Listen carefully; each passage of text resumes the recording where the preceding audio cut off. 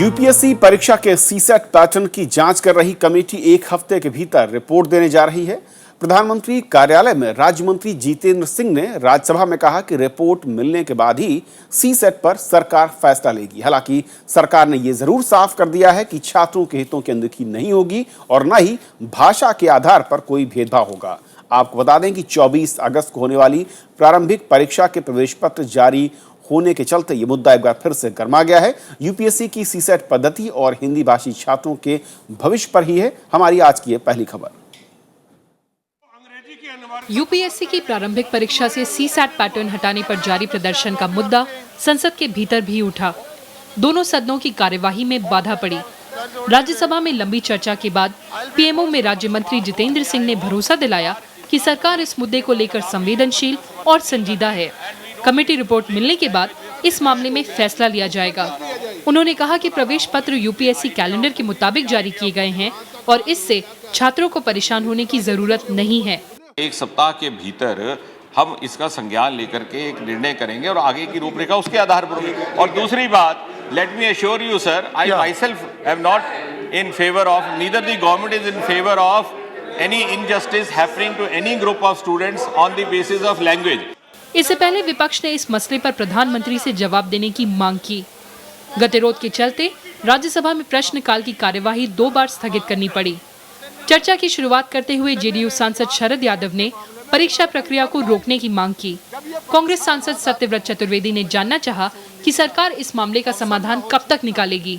जो admit card दिए गए हैं उनको तत्काल वापस करो और इसके बाद इस कमेटी का नाम कहो, तब इस कमेटी का मतलब होगा। इस तारीख तक इस समस्या का समाधान खोजेंगे और भारतीय भाषाओं सहित हिंदी में अपनी परीक्षा देने का अधिकार विद्यार्थियों को कब मिलेगा।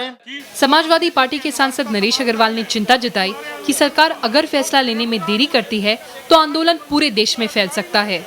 बीएसपी सांसद सतीश चंद्र मिश्रा ने मामले पर विचार होने पर भी प्रवेश पत्र जारी करने पर सवाल उठाया। कमेटी न बैठाइए, ये मजिस्ट्रेटी जांच न बताइए। आप आज स्पष्ट आदेश दीजिए कि रोका जाता है जब तक फाइनल डिसीजन नहीं होगा। कमेटी की बैठी एडमिट कार्ड आप फौरन रिजेक्ट करिए। कमेटी बैठा ली गई है और कमेटी इसमें कंसिडर कर रही है। अगर कमेटी बैठा ली गई है, कंसिडर कर रही है, तो आपको ये बयान देने में क्या दिक्कत हो रही है माननीय मंत्री जी कि आप एडमिट कार्ड जो जारी हो रहे हैं उनको आप रोकने का काम करिए। संसद में इस मुद्दे पर जब बहस हो रही थी उस वक्त यूपीएससी परीक्षा की तैयारी कर रहे छात्रों ने संसद के बाहर प्रदर्शन किया। उनका आरोप है कि सरकार ने यूपीएससी प्रवेश परीक्षा के पैटर्न में बदलाव का भरोसा दिया था, लेकिन अपना वादा पूरा नहीं कर रही है। यूएनओ में जाके हिंदी में बोलें और यहाँ पर अपने जहाँ पर हिंदी जहाँ जड़ है उस जड़ को ही काट दें। इससे पहले गुरुवार रात को भी नाराज छात्रों ने दिल्ली के बुराड़ी इलाके में तोड़फोड़ और आगजनी की थी। 2011 में यूपीएससी की सिविल सेवा प्रारंभिक परीक्षा में सीसेट लागू किया था। इससे अंग्रेजी भाषी छात्रों को फायदा पहुंच रहा है और हिंदी समेत दूसरी भाषा के छात्रों को परीक्षा पास करने में मुश्किल आ रही है।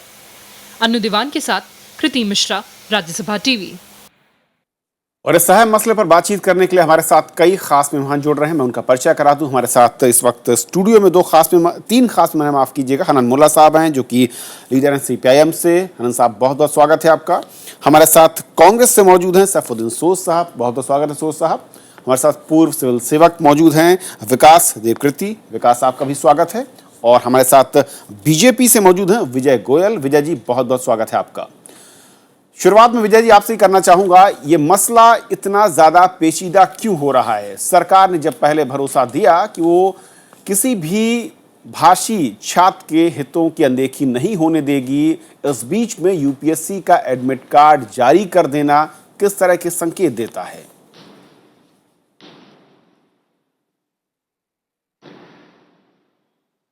मैं समझता हूं जहां तक यूपीएससी के अंदर प्रिलिमिनरी एग्जाम्स की छात्रों की जो शिकायत है या जो आंदोलन वो कर रहे हैं, उसमें केवल इन्हीं लोगों ने नहीं बोला जो आपने अपने टेलीविजन के अंदर दिखाए हैं।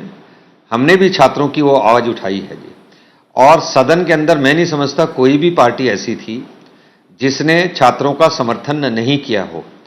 आज मंत्री जी ने बिल्कुल स्पष्ट रूप में इस बात का जवाब दिया कि जो ये समस्या है ये आज हमारी सरकार की समस्या नहीं है।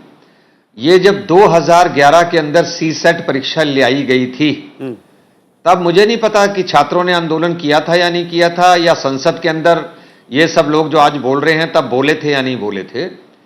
किंतु आज सुओ मोटो स्टेटमेंट 16 जुलाई को मंत्री जी ने दी कि हम छात्रों की समस्या को संज्ञान में लेते हुए एक स्टेटमेंट देंगे। और आज मंत्री जी ने वो स्पष्ट रूप से स्टेटमेंट दिया। उन्होंने कहा कि हमसे पहले वाली सरकार ने एक कमेटी बना दी थी इस समस्या को करने के लिए। उस कमेटी की 3 महीने की कार्यकाल थी, उस 3 महीने में वो रिपोर्ट नहीं दे पाई जी। तो अब उन्होंने कहा है कि ये जो छात्रों की समस्या है, जिसमें उन्होंने 2 समस्याएं उठाई हैं। पहली ये है कि हिंदी भाषी और अन्य क्षेत्र भाषी जो विद्यार्थी हैं उनके साथ भेदभाव नहीं होना चाहिए, और अंग्रेजी के कारण वो पिछड़ने नहीं चाहिए। हम सब लोग इसका समर्थन करते हैं, सरकार भी इसका समर्थन करती है।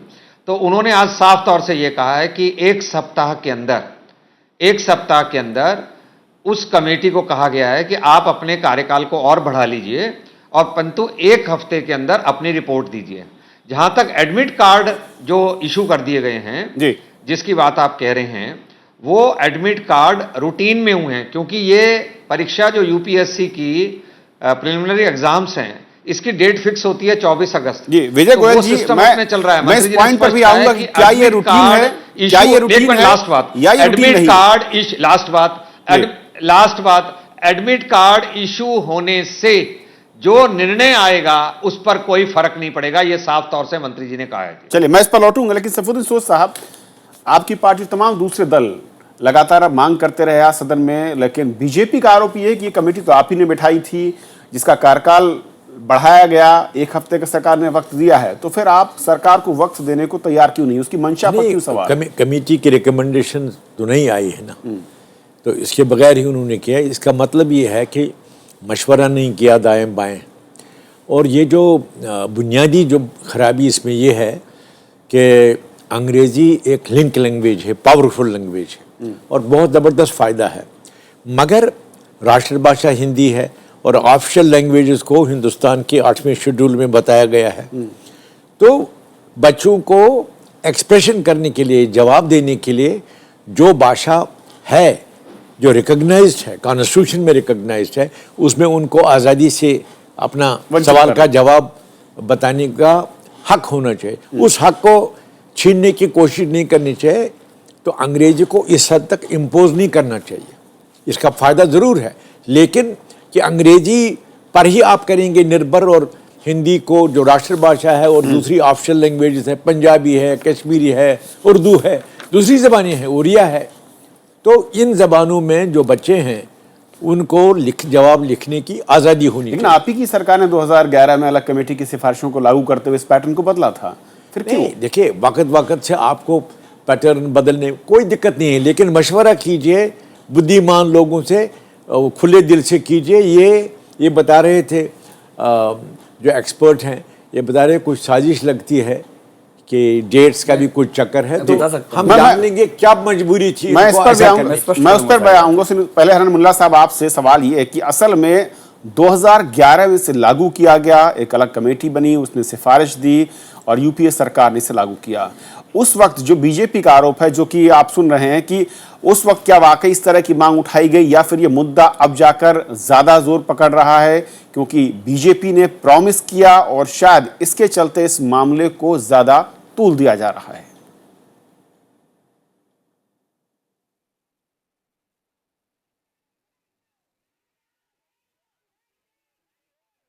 हरन मुल्ला साहब, क्या रुख है? क्योंकि 2011 में से लागू किया गया और उस वक्त वामपंथी दलों ने, लेफ्ट पार्टियों ने इस तरह का विरोध नहीं किया था, जहां तक दिखता है।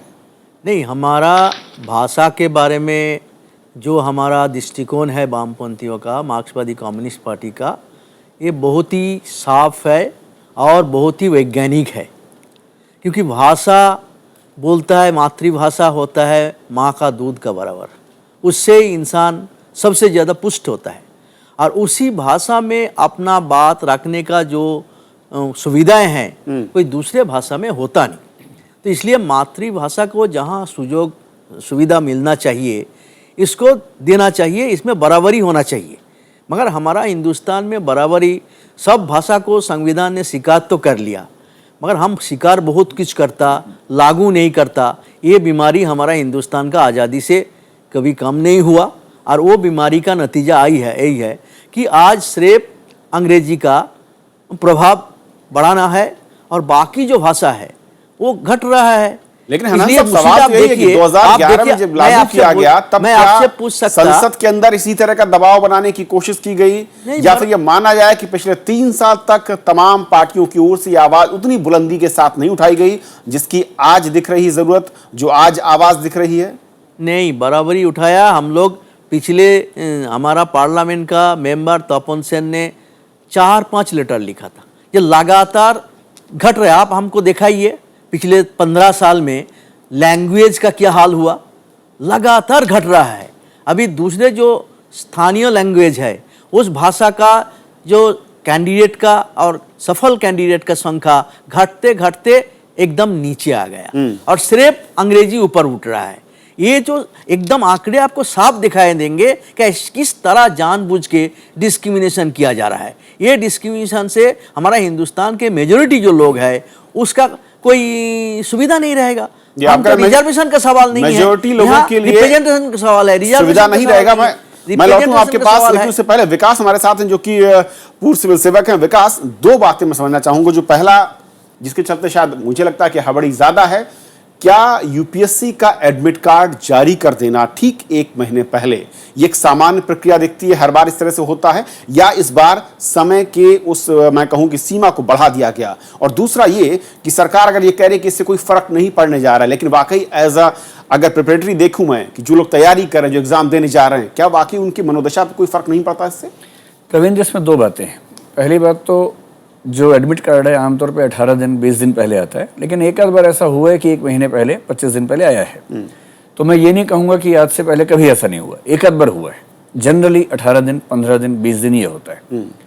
दूसरी बात, अब सरकार कह रही है कि इससे फर्क नहीं पड़ता। सवाल है कि 15 दिन पहले जितेंद्र सिंह जो कि मिनिस्टर हैं, उन्होंने मीडिया के सामने स्टेटमेंट दी कि हम यूपीएससी से आग्रह करते हैं कि वो प्रीलिम्स को पोस्टपोन कर दे। मंत्री की तरह बात करे तो अच्छा लगता है।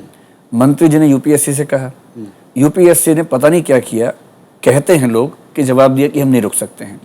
सवाल है कि सरकार होने का मतलब क्या है?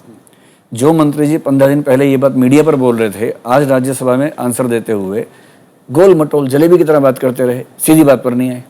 उन्होंने आज क्यों नहीं कहा यूपीएससी से? क्या यूपीएससी इतनी बड़ी संस्था है? दूसरी बात, रिपोर्ट आने के बाद सरकार इस पर फैसला ले। ये बात उस दिन क्यों नहीं कही थी? उस दिन भी कहनी चाहिए थी। उस दिन उन्होंने ये कहा कि हम यूपीएससी से आग्रह करते हैं कि लेट कर दे। अब कह रहे हैं कमेटी की रिपोर्ट आएगी, और कमेटी के मेंबर्स कौन है ये नहीं बता रहे हैं। उन्होंने आज नाम बताया। इस कमेटी के 3 मेंबर्स हैं जिनके बारे में लगभग सबको पता है कि वो सीसेट के पक्ष में रिपोर्ट देने वाले हैं। एक मेंबर के बारे में ये डाउट है कि सीसेट की सलाह देने वाली कमेटी में वो खुद मेंबर था, उसका क्या करेंगे? कमेटी से क्या होगा? दूसरी बात, ये सीसेट की बात करते हैं, डीपी अग्रवाल साहब जो यूपीएससी चेयरपर्सन हैं, दुनिया भर में इनका नाम है, इतना ज़बरदस्त इनका टैलेंट है। इतना टैलेंट होने के बाद ये क्यों नहीं समझ पा रहे कि जब सरकार ने विद्यार्थियों से वायदा किया है कि 1 सप्ताह में हम जवाब देंगे, तो एडमिट कार्ड जारी करने की हड़बड़ी क्या थी? होल्ड किया जा सकता, होल्ड कर सकते थे। ये डिजाइन है, ये एक साजिश है, जानबूझ के कर रहे हैं। मैं इस पर जवाब ले लूं। गोयल साहब, वाकई जो इशारा विकास कर रहे हैं, दम लगता है कि सरकार की मंशा अगर है और सरकार की ओर से बयान दिया गया कि इसको बदलने की जरूरत है, और सरकार ने भरोसा भी दिया था छात्रों को, उसके बाद सरकार ये बयान दे रही है कि हम रिपोर्ट का इंतजार कर रहे हैं, यानी कि मंशा दिखा रही है। और ऐसे में अगर यूपीएससी आमतौर से परंपरा से हटते हुए 1 महीने पहले एडमिट कार्ड जारी करती है, तो क्या यह माना जाए कि सरकार के इकबाल को कमजोर करने की कोशिश कर रही हो, या फिर सरकार कुछ उस तरह के संकेत नहीं दे पा रही है कि यूपीएससी समझे कि असल में आगे का रास्ता जाएगा किधर? देखिए विकास भैया सब कुछ गोलमाल बातें कर रहे हैं। वो कहते हैं 18-20 दिन पहले एडमिट कार्ड आना चाहिए, पर ऐसा भी हुआ है कि महीने भर पहले भी एडमिट कार्ड सिर्फ एक बार ऐसा हुआ है। वो कहते हैं कि कमेटी के नाम नहीं बताए। 1 मिनट के लिए, मैं तो बीच में नहीं बोला ना। फिर वो कहते हैं कि कमेटी के नाम नहीं पता कौन से हैं, फिर कहते हैं हाँ मंत्री जी ने कमेटी के नाम बता दिए हैं जी। तो मैं समझता हूं कि हर जगह उनकी कंफ्यूजन है। मैं आप लोगों की कंफ्यूजन दूर कर देता हूं जी। किसी समय भी सरकार ने यह फैसला नहीं लिया था कि यूपीएससी के एग्जाम पोस्टपोन कर दिए जाएं जी। संसद की प्रोसीडिंग्स हैं, उनमें से निकाल कर देख लीजिए। हाँ, ये मांग जरूर थी कि भाई जब तक इसके ऊपर नहीं हो तब तक इसको पोस्टपोन कर दिया जाए जी। अब सवाल इस बात का उठता है कि जब ये जो एडमिट कार्ड हैं और मंत्री स्वयं कह रहे हैं, पहले तो ये एनडीए सरकार की कोई समस्या नहीं है, इस सरकार की कोई समस्या नहीं है, 2011 से चल रहा है ये। उस समय मुझे तो मालूम ध्यान नहीं आ रहा है कि छात्रों का आंदोलन हुआ था नहीं हुआ था और पॉलिटिकल पार्टियों के क्या व्यूज थे। पर आज जो छात्रों के, मैं तो उनसे उनके मांगे लेकर, वो छात्र तो मेरे पास कई बार आए थे, मैंने तो उनका समर्थन किया है। पर यूपीएससी की आप कहते हैं कि सरकार कहते तो परीक्षा रोक देते जी। यूपीएससी जो सिस्टम उसने बनाया हुआ है, जो सालों से डिक्लेयर कर रखा है, उस सिस्टम के ऊपर चल रही है जी। सरकार सुओ मोटो कोई 2 आदमी फैसला नहीं लेते जी। एक कमेटी पिछली बार बना रखी थी, कल को अगर उस कमेटी से बात नहीं करें तो कहेंगे देखिए जो कमेटी बनाई हुई थी उसको बाईपास करके ये फैसला लिया गया है। तो उस कमेटी की 3 महीने तक मीटिंगें नहीं हुई, 3 महीने तक रिपोर्ट नहीं आई, तो ये तो पिछली सरकार बताएगी कि भाई 3 महीने तक वो कमेटी क्या करती रही। तो अब उस कमेटी को कितना शॉर्ट टाइम दिया है कि सप्ताह के अंदर आप अपनी रिपोर्ट दे दीजिए। मंत्री आए हैं, उन्होंने एक एक चीज को बड़े स्पष्टीकरण से साफ तौर से बताया है कि यह सरकार छात्रों की मांगों को लेकर संवेदनशील है, नंबर 1। दूसरा, एडमिट कार्ड से अगर कोई भी फैसला होता है इधर का या उधर का, एडमिट कार्ड इशू होने से कोई फर्क नहीं पड़ेगा। कोई एडमिट कार्ड दोबारा इशू होने में या नए इशू होने में या कैंसिल करने में जो भी सरकार फैसला लगेगी, कोई वो देर तो लगी नहीं। इसलिए मैं समझता हूं सरकार को कटघरे में कम से कम दूसरे लोग ना खड़ा करेंगे। ये पहली सरकार है जिसने सुओ मोटो आकर अपनी स्टेटमेंट दी, और ज्यादा ये समस्या इसलिए खड़ी हुई क्योंकि छात्रों को यह लगा कि यह सरकार पहली है जो उनकी इस बात को समर्थन करती है। हमारे प्रधानमंत्री ने मैं इसी पॉइंट पर आना चाह रहा था गोयल साहब, हम हिंदी को सरकार ने बयान दिया तो आज जो अंग्रेजी है उसकी भी छात्रों में उम्मीद जगी आपकी सरकार के बयान के बाद। बिल्कुल ठीक कह रहे हैं। और इसी उम्मीद के चलते उनको लग रहा था कि पैटर्न उम्मीद जगी, उसी पैटर्न बदलेगा। अभी सरकार ने, और जब पैटर्न बदलने की एक उम्मीद जगी और बीच में एडमिट कार्ड जारी सरकार ने अभी कायम रखा हुआ है, क्योंकि छात्रों को ऐसा लगता है कि अगर कार्ड तो अपने टाइम से जारी हुए हैं जी। आप पहले यूपीएससी से चेक कर लीजिए, मैंने आज मंत्री से चेक किए थे कि क्या ये यूपीएससी ने पहले एडमिट कार्ड जारी किए ना, उन्होंने कहा नहीं, अपने टाइम टेबल के हिसाब से किए। नहीं साहब, मैंने भी आज चेक किया, पिछले करीब 10 साल में करीब एक बार ऐसा और हुआ है जब 1 महीने का कार्यकाल दिया गया एडमिट कार्ड जारी होने के पहले। अमूमन 15 से 21 दिन का। मैं इनके तथ्यों पर नहीं जा रहा, इनके पास कोई सही तथ्य हैं विकास जी के पास। नहीं, मैं अपनी बात कर रहा हूं गोयल साहब, मैं उस बात को नहीं, मैं किसी दूसरे के तथ्य पर नहीं जा रहा हूं। मैं इस बात को मानता हूं कि एडमिट कार्ड इशू होने को, एडमिट कार्ड इशू होने को कोई भी ये मत माने, किंतु सरकार का फैसला आना बाकी है, कमेटी की रिपोर्ट आनी बाकी है, उसको सबको समझना चाहिए। और सबसे बड़ी बात ये समझनी चाहिए, ये सरकार है जो तुरंत हरकत के अंदर आई है। इससे पहले 3 साल तक सरकार जो थी बात कर रहे उसने हरकत में क्या किया, उसने 2 महीने तो महीने में कमेटी की रिपोर्ट तक नहीं ली। गोयल साहब, सरकार की सैफुद्दीन सोच साहब कुछ आरोप लगा रहे हैं। गोयल साहब बड़े सीनियर आदमी हैं, मैं उनको खूब जानता हूं। तो 3 महीने की बात करते हैं तो 2 महीने तो आपकी सरकार है, तो आपने कोई फुर्ती नहीं दिखाई इस मामले में। ये तो बड़ा गंभीर मसला है। ये सूरत हाल पैदा नहीं होती अगर आपने रेस्पॉन्ड किया होता। तो पहले से खत्म हुई। हमने तो जब से ये आंदोलन हुआ है तब से फुर्ती दिखाई, और अगर आंदोलन नहीं होता तो ये चलता रहता, क्योंकि ये समस्या जब उठी है उसके बाद इस सरकार से ज्यादा फुर्ती कोई नहीं दिखा सकता। एक और चीज सही को सही कहना सीखिए। अभी जो मेरे साथी बता रहे थे कि मंत्री जी ने जिस तरह से जवाब दिया था आज, उससे लगता था जैसे वो मजबूर हैं यूपीएससी के सामने। गवर्नमेंट जो है, गवर्नमेंट पूरे हिंदुस्तान की आरज़ुओं और तमन्नाओं की अलंबरदार है। एक स्टेटमेंट बता दीजिए। तो गवर्नमेंट को नरू दिखा के कहना चाहिए था। ये बयान ऐसा था कि वो आग्रह करेंगे, वो रिक्वेस्ट करेंगे, ऐसा नहीं है। सवाल ये है, बुनियादी सवाल, पेरेंट्स फैसला करते हैं बच्चा किस स्कूल में जाए। आजकल अंग्रेजी मीडियम के स्कूलों में जाते हैं, वो मुबारक बात है, उसमें हमारा कोई इतराज़ नहीं है। लेकिन ये ऑप्शन होना चाहिए बच्चों को कि वो उर्दू में जवाब दे देंगे, हिंदी में जवाब दे देंगे, बंगाली में जवाब दे देंगे। बिकॉज शिक्षा जो है, नॉलेज जो है, उसके लिए इजहार करने का कोई भी रूप हो सकता है। नहीं, कोई अंग्रेजी में करेगा, कोई नहीं करेगा, ऑप्शन मिलना चाहिए बच्चों को। इसमें किसी को दो राय नहीं है। सिर्फ जो संशय है, जो एक आशंका है, वो उन छात्रों के जहन में ये है कि एडमिट कार्ड जारी होने के बाद क्या ये इसी पैटर्न पर एग्जाम देना होगा, क्योंकि प्रदर्शनों के बीच एडमिट कार्ड का उससे लेना देना क्या है? इससे ताल्लुक नहीं है, मगर उस वक्त तक फैसला हो जाएगा। बताइए आप किस जबान में लिखेंगे? पहली बात तो विजय जी, मैं बहुत सम्मान के साथ आपको ये बताना चाह रहा हूँ कि जो आपने कहा कि मंत्री जी की स्टेटमेंट नहीं है, 10 दिन पहले लोकसभा से ही लाइव स्टेटमेंट उनकी आई थी, कई चैनल्स पे आई थी। उसमें साफ साफ उनकी वर्डिंग ये थी कि हम यूपीएससी से आग्रह करते हैं कि प्रीलिम्स की परीक्षा को पोस्टपोन करें। इस तथ्य को आप चेक कर लें, मैंने चेक किया हुआ है। दूसरी बात यह कि सर, अभी आपने कहा कि अलग कमेटी की रिकमेंडेशन, मैं आपकी बात भी मान लेता हूं, आग्रह करते हैं तो जरूरी तो नहीं है कि यूपीएससी आग्रह को माने। नहीं तो उस आग्रह वाली बात को आज फिर कहा जा सकता है। और अगर मंत्री जी को निर्णय लेना होता तो आग्रह क्यों करते हैं? वो कहते हैं हमने फैसला कर लिया है। हमने उनसे निवेदन किया विद्यार्थियों ने कि आप आग्रह मत कीजिए, आप निवेदन की जगह ये कहिए कि हम निर्देश देते हैं। उन्होंने कहा कि हम आग्रह ही कर सकते हैं। अब ये मंत्री जी ऐसा क्यों बोल रहे हैं, इसकी वजह तो आप बता पाएंगे, मैं नहीं बता पाऊंगा, क्योंकि वो आपके दल के आग्रह निवेदन पे भी आओ। आग्रह दूसरे अंदाज से कह सकते हैं, उनको भी रिपोर्ट लेनी है। आप पढ़े लिखे आदमी, आप ऐसी बात क्यों कर रहे हैं? क्या ये आप कह रहे हैं कि आग्रह की जगह एक फोर्सफुली भी कहा जा सकता है, निर्देश जाता है, लेकिन उसमें ये समझिए, आग्रह कहा तो ठीक कहा, मगर एक चीज उनको सोचना चाहिए कि पार्लियामेंट जो है वो कानून साज है, ये तो इख्तियार है, we are the law makers in parliament. उस वक्त उनको कहना चाहिए कि आखिर ये हाउस सुप्रीम है, हम इस दरमियान उनसे आग्रह करेंगे, लेकिन सुपरमेसी हाउस को है, आप जो फैसला करेंगे वही होगा, क्योंकि पार्लियामेंट के बगैर तो नहीं ना होगा। आप कहेंगे दूसरा रास्ता इसीलिए, और ताकि बच्चों की जो आस है, बच्चों की जो उम्मीद है, उसकी आबियारी हो जाए, ताकि वो खुश रहें।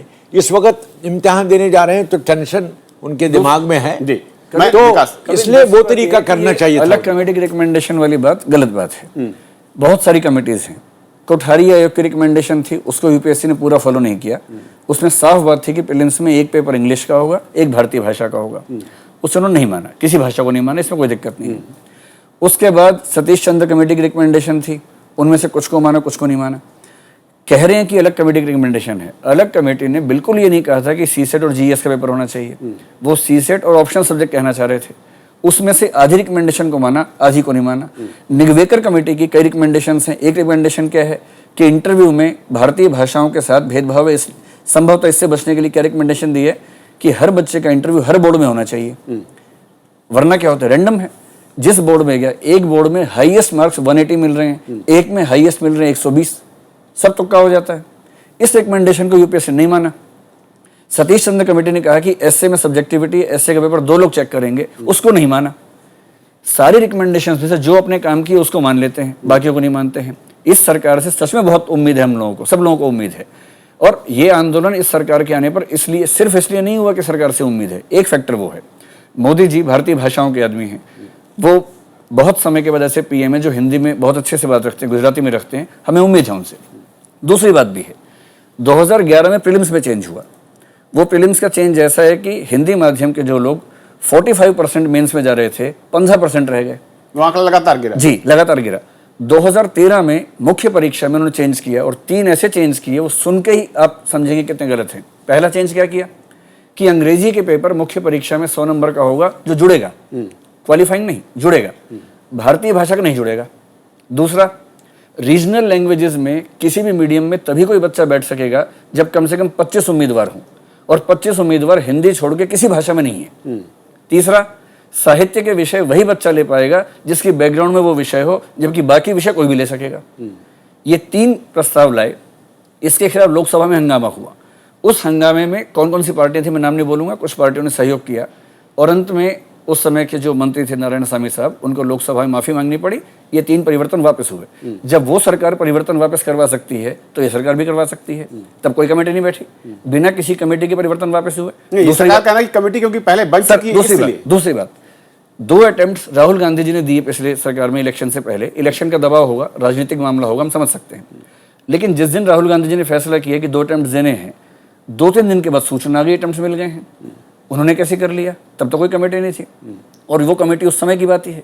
तीसरी बात, ये कमेटी मार्च में बैठी 1 महीने के लिए, कमेटी ने काम नहीं किया पूरा, 3 महीने एक्सटेंशन मिला, इस बीच में सरकार चेंज हुई। ये बात ठीक है कि इस सरकार को विरासत में समस्या मिली है, ये बात एकदम ठीक है।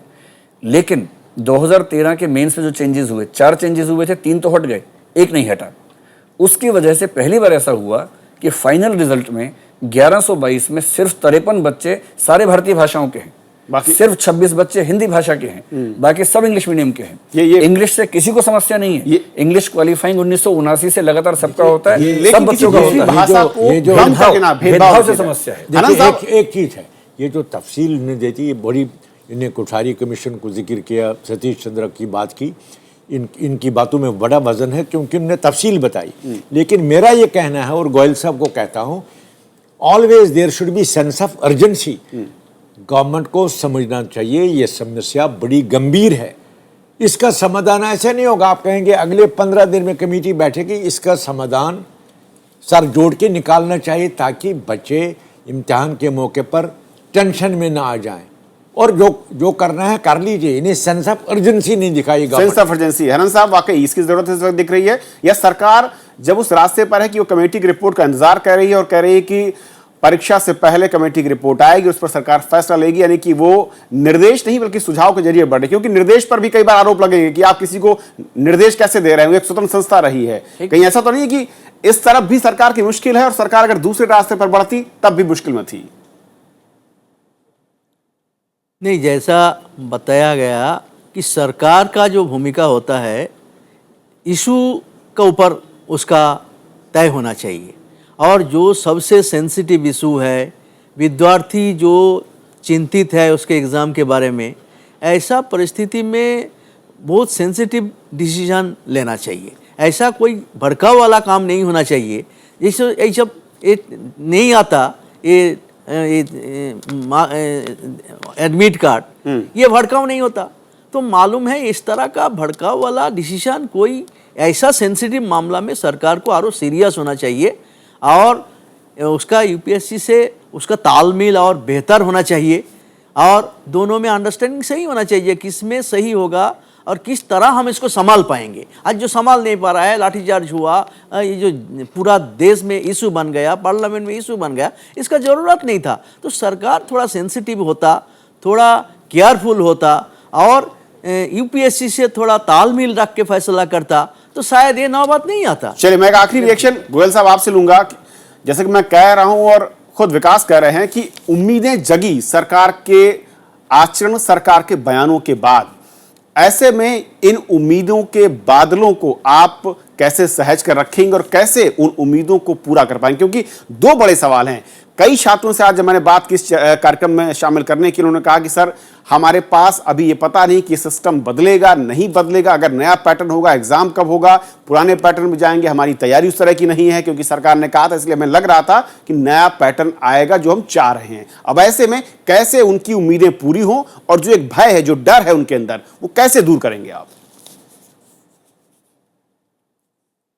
पहली बात यह है कि आज राज्यसभा के अंदर मैंने देखा था कि मेरे समेत सरकार, एनडीए की सरकार से संबंधित बहुत सारे लोगों ने छात्रों के समर्थन में वहां पर बात रखी थी। इसलिए ये जो सारा इशू है ये राजनीतिक दलदल से ऊपर उठकर है। सारी पॉलिटिकल पार्टियां चाहती हैं कि हिंदी और भारतीय भाषाओं के कारण छात्रों को नुकसान नहीं उठाना पड़े, नंबर एक बात। दूसरी बात है, सरकार तुरंत हरकत में आई है और उन्होंने ये नहीं कहा कि हम 1 महीना ले लेंगे जी। उन्होंने कहा है 7 दिन के अंदर जो रिपोर्ट आएगी उसके ऊपर हम विचार करके उसके बाद पार्लियामेंट को बताएंगे। ये दूसरी बात थी। तीसरी बात, अभी तक जितनी भी निलवेकर कमेटी है या दूसरी कमेटी है या तीसरी कमेटी है, वो सारी कमेटियां पहले की बातें बताई जा रही हैं। चौथा, ये सीसेट हम लेकर नहीं आए थे जी, ये सीसेट पिछली यूपीए की सरकार लेकर आई थी। हो सकता है अच्छे के लिए लेकर आई हो सकता है उससे परिणाम अच्छे नहीं आए हो, बिल्कुल। किंतु इस सरकार की इस बात के लिए प्रशंसा की जानी चाहिए। और छात्र भी यही समझ रहे हैं कि जिस सरकार से उम्मीदें होती हैं, छात्र उसी के सामने जाकर कहते हैं। जिनसे उम्मीदें नहीं होती उसके लिए तो घर बैठ जाते हैं। 3 साल तक तो घर बैठे हुए थे, अभी उम्मीदें उनकी जगी हैं और जगी इसलिए हैं कि ये सरकार पॉजिटिव एटीट्यूड रखती है। मेरे भाई, मैं कम से कम ये भरोसा करता हूं, गवर्नमेंट के पास आ जाएंगे लोग। गवर्नमेंट तो लोगों की बनाई हुई होती है, ये ना सोचिए कि घर में बैठेंगे 4 महीने आपका इंतजार करेंगे। ये वाकई के खिलाफ बात है। किसी छात्रों से मिले उनकी मांगों को लेकर? मैं 3-3 बार छात्रों को मिला हूं, गोयल साहब लेकर वो हमारे पास आए हैं। मैं सिर्फ एक ही बात कहना चाहूंगा, छात्रों की ओर से उनका दर्द है कि सरकार किसी की हो, कोई भी लेकर आया हो और क्रेडिट कोई भी ले कि कौन इसे खत्म करेगा, लेकिन उनका समस्या खत्म हो, समस्या जो है उनका दर्द वो दूर किया जाए और जितनी जल्दी हो सके वो बेहतर है, ताकि उनका भविष्य। केवल प्रीलिम्स का मामला नहीं है, मेंस इंटरव्यू में बहुत ज्यादा भेदभाव है। जी, मैं इस पर भी एक अलग से चर्चा हो सकती है, लेकिन फिलहाल आज के इस खास कार्यक्रम में बहुत बहुत शुक्रिया आप सभी मेहमानों का हमारे साथ इस मसले पर जुड़ने के लिए। और ये थी हमारी आज की पहली खबर।